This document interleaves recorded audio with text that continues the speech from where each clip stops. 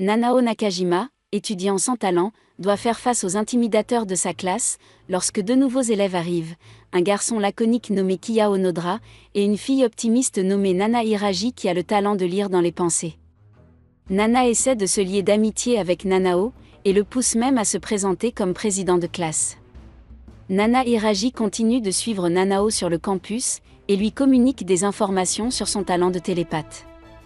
Le jour suivant, Mogo Ijima et Seiya Kori s'affrontent pour le poste de président de classe. Seiya gagne, mais Mogo lance une boule de feu géante sous le coup de la colère.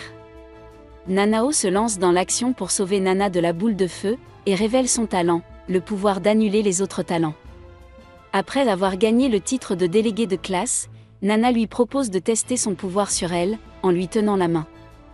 Alors qu'il le fait, Nana le jette du haut d'une falaise. Alors qu'il est suspendu par une corde, Nana révèle à Nanao qu'elle est en fait sans talent, et qu'elle le tue avant qu'il ne conduise les autres talents à devenir les véritables ennemis de l'humanité. Alors que Nanao perd son emprise et tombe, Nana reçoit un message texte affirmant qu'elle a sauvé 1 million de personnes de la mort d'un futur commandant ennemi. Un comité gouvernemental réfléchit sur les personnes talentueuses qui bouleversent l'ordre normal de la société humaine. Le gouvernement a tenté de contrer cette menace en plaçant des unités de talents sous le commandement de l'armée, mais ces talents se sont rapidement retournés contre leur maître. Les humains sans talent ont finalement réussi à rétablir l'ordre, mais au prix d'un lourd tribut.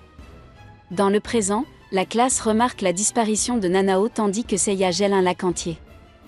Alors que Nana tente d'obtenir plus d'informations sur le talent de Seiya, elle trouve un autre camarade de classe, Iei Shibuzawa, en train de mettre fin à un combat avec Mogo, en utilisant un talent de voyage dans le temps. Au déjeuner, elle en apprend davantage sur le talent de Iei, il ne peut voyager dans le passé, que dans une certaine mesure. Soudain, les deux sont interrompus par un Kiya suspicieux, alors que Nana tente d'éviter de s'impliquer. Plus tard, Nana obtient de Iei qu'il démontre les limites de son talent, et son moi passé repère Iei, avant qu'elle ne mette à exécution son assassinat de Nanao. Tard dans la nuit, Nana attire Iei à un endroit où elle prétendait avoir vu Nanao se faire dévorer par un ennemi de l'humanité. Alors qu'il remonte environ 24 heures dans le temps, Iei se retrouve piégée dans la rivière que Seiya a gelée précédemment ce matin-là. Kiya enquête sur la falaise où Nanao a été vue pour la dernière fois. Pendant ce temps, dans la salle de classe, Nana, Mogo et Seiya sont en pleine conversation lorsque Kiya se présente. À l'heure du déjeuner, Nana suit Kiya dans la remise du concierge, où elle découvre qu'il nourrit un chat. Par la suite, il se retrouve dans le couloir et il l'invite dans sa chambre. Là, il révèle qu'il est venu sur l'île, car sa jeune sœur a disparu. Il révèle également qu'il a trouvé la montre de Nanao au cours de son enquête. Il l'emmène ensuite sur la falaise, pour la prévenir de ce qui se passe. Ce soir-là, Nana se remémore les choses qu'elle a remarquées dans la chambre de Kiya, et décide de mettre en place un piège. Le lendemain, alors qu'elles sont seules, Nana mentionne le chat. Plus tard, lorsque Kiya tente de nourrir le chat, la remise du concierge explose. Nana révèle qu'elle l'a saturé de gaz, en se basant sur son observation que Kiya ne pouvait pas sentir. Lorsque Nana tente de partir, Kiya révèle qu'il a survécu grâce à son immortalité. Dans la salle de classe, Kiya discute de ce qui lui est arrivé dans la remise du concierge. Pendant ce temps, Kirara Abu et Kaori Takanashi annoncent à la classe que Michiru Inuke a reçu une lettre d'amour. Michiru remarque alors une éraflure sur la jambe de Nana et elle utilise son talent pour la guérir. Après l'école, Michiru attend son admirateur secret à l'extérieur lorsque Nana se montre, révélant que la lettre d'amour était une farce de Kirara et Kaori. Plus tard dans la nuit, Nana tente de partir lorsqu'elle se rend compte que Kiya garde sa porte. Se faufilant dehors, elle se dirige vers la chambre de Michiru, où elle se poignarde afin d'écarter les soupçons de Kiya. Le lendemain, Nana réussit à inventer une histoire d'agression. Ainsi, elle est nommée chef de la classe. Plus tard, Nana demande à Michiru de rassembler des informations sur les talents de chacun. Lorsque Nana se rend au dortoir, elle est abordée par Tsunkishi Atadera, qui lui révèle qu'il peut voir l'avenir. Il montre ensuite à Nana une photo d'elle en train de l'attaquer. À la cafétéria, Nana découvre que Tsunkishi a effectivement la capacité de voir dans le futur. Tsunkishi décide de faire chanter Nana, en utilisant les photos qu'il a prises. Lorsqu'il s'endort, Nana apprend que Kishi obtient ses visions prophétiques via un appareil photo normal. Le lendemain matin, Tsunkishi confie une des photos que Nana a en sa possession. Pendant que Tsunkishi est absent, Nana trafique sa montre. Plus tard dans la nuit, dans la cabane de l'EPS, Nana est contrariée lorsqu'elle tente de tuer Tsunkishi. Alors qu'il est sur le point de l'agresser, Nana lui révèle qu'elle l'a empoisonné et que la photo qu'il avait confisquée était en fait la sienne. Une fois que Tsunkishi a succombé au poison, la véritable vision prophétique se produit lorsque Kiya et Michiru arrivent sur les lieux. Kiya explique qu'elles sont venues dans la remise après avoir vérifié la chambre de Tsunkishi.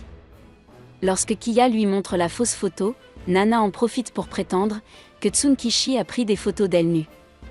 Elle part ensuite récupérer le reste des photos tandis que Michiru reste derrière, avec le corps de Tsunkishi. À la suite d'une confrontation avec Kiya, Nana se rend compte qu'il manque une des photos. Dans la remise, Michiru tombe sur la photo au moment où Nana revient. Lorsque Michiru tend la photo à Nana, cette dernière convainc Michiru que Tsunkishi n'était pas aussi clairvoyant qu'il le prétendait. Par la suite, Michiru révèle qu'elle a essayé de ressusciter Tsunkishi. Lors des funérailles de Tsunkishi, Kiya demande qu'une autopsie soit pratiquée. Cependant, Nana l'emmène à l'extérieur où ils ont une conversation. Lorsqu'ils reviennent aux funérailles, Shinji Kazama utilise sa nécromancie pour contrôler Tsunkishi. Le lendemain, Nana aborde Ika Sasaki au sujet de Shinji. Plus tard, Ika explique à Nana et Kiya qu'elle a sauvé Shinji 5 ans auparavant en utilisant sa super force. À l'infirmerie, Nana fait semblant d'être fatiguée pour pouvoir s'éclipser et tuer Shinji. Après l'avoir empoisonné, Nana revient précipitamment lorsqu'elle remarque que le chat est coincé dans une canalisation. Elle demande alors à Kiya, Michiru et Ika de l'aider. Cependant, Ika prétend qu'elle est allergique. Cette nuit-là, Nana tente de tuer Ika lorsqu'elle est arrêtée par Shinji. Nana réalise alors que Ika est en réalité la nécromancienne. Après que Ika ait révélé comment Shinji est mort, Nana admet que bien qu'elle soit une meurtrière, elle laisse les morts reposer en paix. Nana raille Ika au sujet de sa relation avec Shinji. Elle fait alors une proposition, elle dira à Ika ce que Shinji pense. Elle prétend qu'il veut la tuer avant de s'enfuir. Alors qu'elle est seule, Nana évoque les choses qu'elle a observées dans la chambre de Ika. En se dirigeant plus loin dans les montagnes, Nana rencontre des zombies. Lorsqu'elle atteint un chalet abandonné, il est révélé que Ika ne peut pas utiliser son talent pendant la journée. De ce fait, Ika décide d'enfermer Nana à l'intérieur. Plus tard dans la nuit, Ika retourne au cottage pour découvrir qu'elle ne trouve pas Nana. Le lendemain matin, Ika se dirige vers le dortoir avec Shinji lorsqu'elle est confrontée à Nana. Lorsqu'ils arrivent à la falaise, Nana révèle comment elle a piégé Ika. Elle interroge ensuite Ika sur sa relation avec Shinji. Après l'avoir entendu, Nana souligne les incohérences. Cela conduit Ika à révéler qu'elle a provoqué la mort de Shinji parce qu'elle était jalouse qu'il sorte avec une autre fille. Nana la tue alors. Après s'être débarrassée du corps de Ika, Nana tombe sur Kirara, qui explique qu'elle s'est disputée avec Kaori. Nana empoisonne alors Kirara et la force à donner le mot de passe de son téléphone. Ensuite, elle se rend dans la chambre de Kaori pour trafiquer son boîtier de contact. Dans le couloir, Nana annonce à Kiya que Ika est morte. Lorsque Nana, Kiya, Michiru, Seiya et Mogo arrivent à la falaise, Nana prétend que Ika s'est suicidée, après avoir réussi à la joindre. Après avoir convaincu Mogo de brûler les cadavres, dont ceux de Shinji et Kirara, Kiya se méfie de Nana jusqu'à ce qu'il découvre le corps de Kaori. Kiya apprend alors que Kaori a été empoisonnée via ses contacts.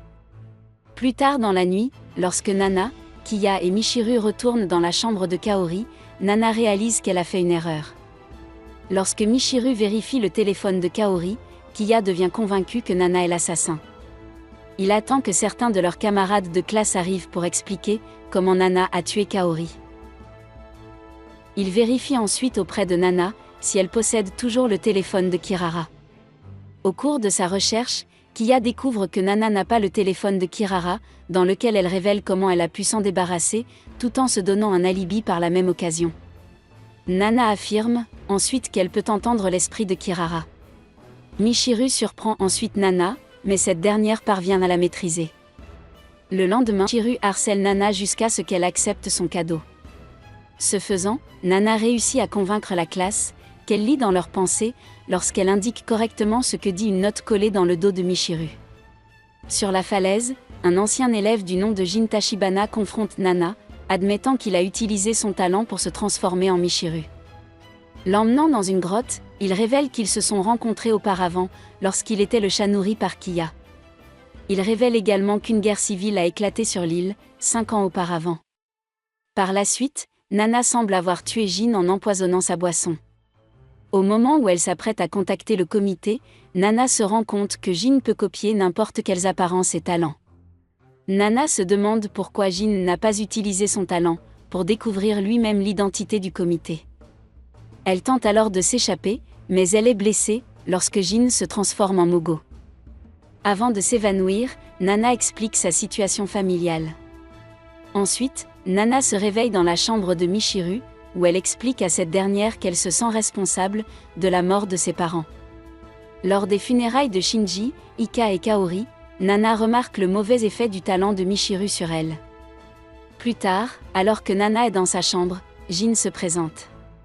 Peu de temps après, Michiru se montre également et Jin se transforme en chat.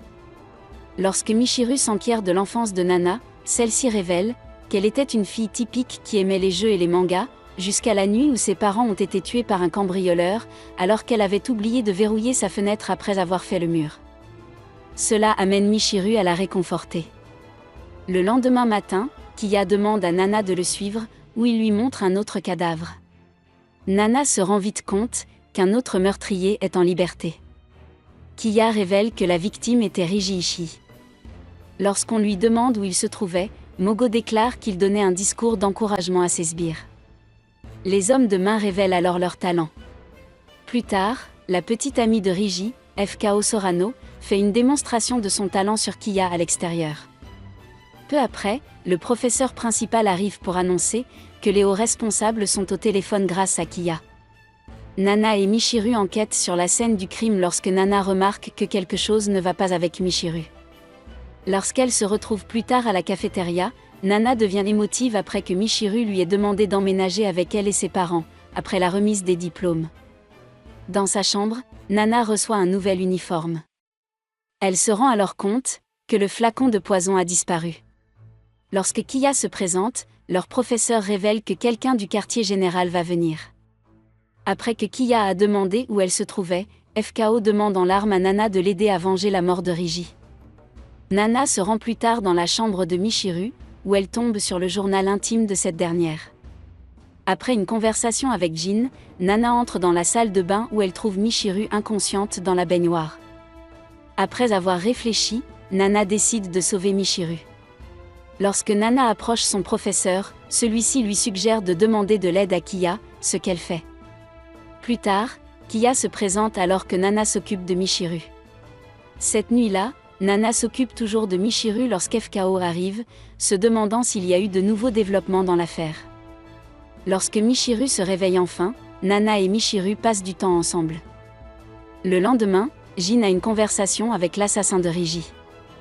Il se demande alors qui est responsable de la manipulation de Nana. Pendant ce temps, Tsuruoka, le mentor de Nana, annonce au comité qu'il se rend sur l'île. Pendant que Kiya poursuit son enquête, Nana et Michiru jouent au shogi.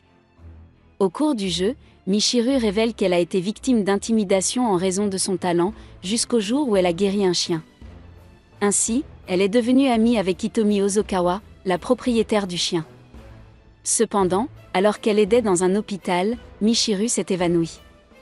Elle a alors appris qu'Hitomi avait un cancer. Peu de temps après, Hitomi est décédée. Nana devient émotive dès qu'elle est seule. Nana et Michiru ont une discussion sur le meurtre des parents de Nana, au cours de laquelle Michiru déclare que Nana ne peut en aucun cas être responsable. Les deux partagent une accolade, Nana célébrant mentalement le fait de s'être fait une amie. Le lendemain, elles s'achètent mutuellement des cadeaux. Plus tard dans la nuit, Kiya détermine finalement l'identité du tueur. Pendant ce temps, Jin rend visite à Nana et l'informe que Michiru est sur le point de devenir la prochaine victime. Lorsque Nana se dirige vers la sortie, elle reçoit un appel téléphonique de Tsuruoka. Plus tard, alors que le tueur est sur le point de frapper, Nana arrive et est poignardée dans le dos. Elle révèle alors que le tueur est Rantaro Tsurumigawa, l'homme de main doté du talent de projection astrale. Alors que Rantaro poursuit son assaut, Nana lui annonce qu'elle a tendu un piège. Elle entreprend ensuite d'insulter Michiru, afin de s'assurer qu'elle s'enfuit en sécurité. Lorsque Rantaro se demande quel est ce piège, Kiya retrouve son véritable corps et l'arrête. Alors que Nana gît sur le sol en train de mourir, Michiru revient et utilise son talent pour sauver Nana. Après quoi, une Nana désemparée tient le corps de Michiru, pleurant de douleur, car elle a perdu sa seule et unique véritable amie. Et c'est la fin de la vidéo. Comme toujours, si vous avez aimé ce que vous avez vu, abonnez-vous à la chaîne. Je vais mettre en ligne beaucoup de vidéos comme celle-ci, alors je vous donne rendez-vous à la prochaine.